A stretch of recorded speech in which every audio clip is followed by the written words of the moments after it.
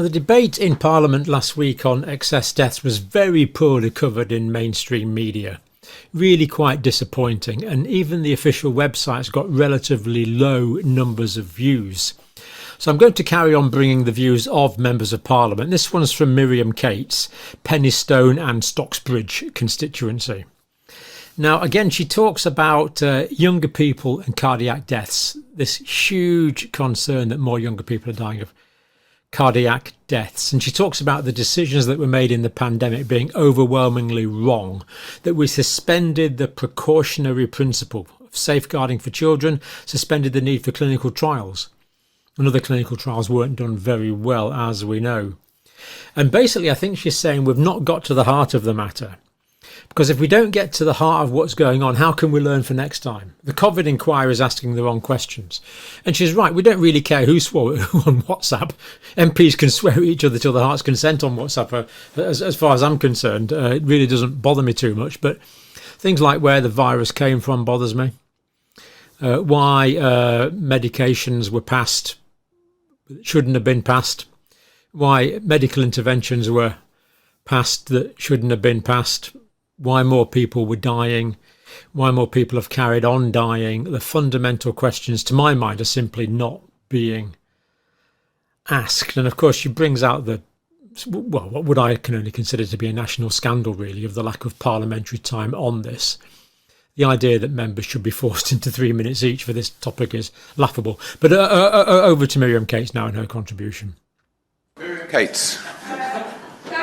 Chairman, and I think it's clear that there is far more demand to speak in this debate than there is time. So I will, of course, be brief, but I think it does show that we absolutely need a longer debate. We need a debate on the floor of the House.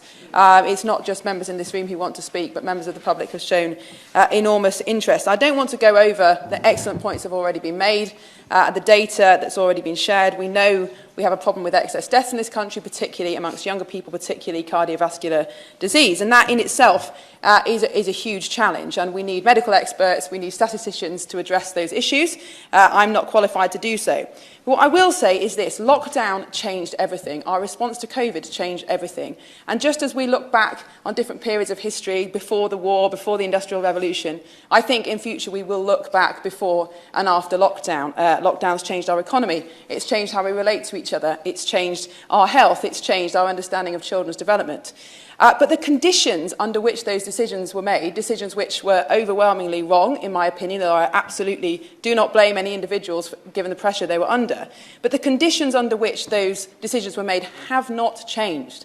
The conditions on which we suspended the precautionary principle, where we ignored the fact that the interventions may cause more harm. We suspended the importance of children's education. We suspended safeguarding children. We suspended the need for medical trials. We suspended all sorts of safeguards that have stood society in good stead for a long time. And the conditions in government and in the media and in wider society under which those decisions were made have not changed. Because, unfortunately, yet we have not got to the heart of the matter of why the pressure came from the media, why we had to follow what other countries were doing, why we obsessed with particular points of data like deaths from COVID rather than considering the wider impacts on society. And my concern about the COVID inquiry is asking all the wrong questions. It's concerned with who swore at who on WhatsApp and not the wider conditions around why these decisions were made.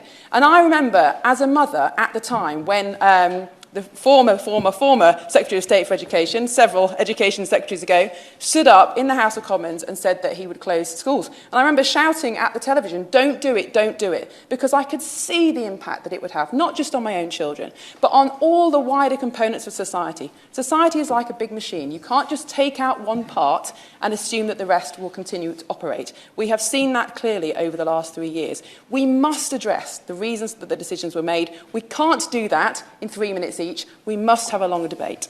Thank you.